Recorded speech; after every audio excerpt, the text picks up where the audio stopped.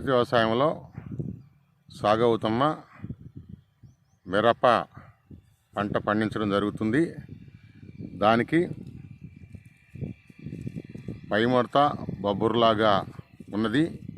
ఈ మొక్క డ్యామేజ్ అయిందా లేదా అని పరిశీలించడం జరిగింది.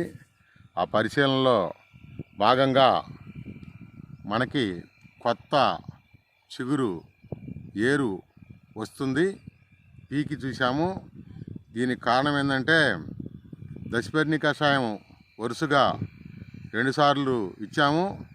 నేలకి ఘనజీవామృతం ఇచ్చాము, ప్లస్ వేప కషాయం పిచికారీ చేయటం జరిగింది. దీంతో కొత్త ఏరు గమనించవచ్చు. అనుమానము ఉన్న మొక్కలని పీకటం జరిగింది. ఈ మొక్కలు కూడా బొబ్బర లేదా పైముడత అన్నట్లుగా ఉన్నాయి. వాటి మొత్తాన్ని పీకి చూసాము. పీకితే ఏర్లు, కొత్త ఏర్లు వస్తున్నాయి. అంటే మరలా రికవరీ అవుతుందని అర్థం అవుతుంది. ప్రకృతి వ్యవసాయంలో మొదటగా PMDS వేసిన తర్వాత దాన్ని దుక్కి చేయడం జరిగింది.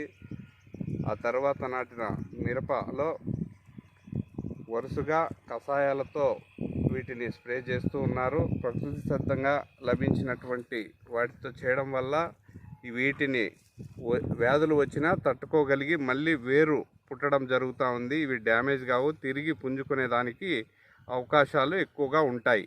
అదే మనం కెమికల్స్ వాడడం వల్ల అది పూర్తిగా ఒక్కసారి చెట్టు అనేది దెబ్బతినడం వల్ల తిరిగి కోలుకునేదానికి అవకాశం లేదు.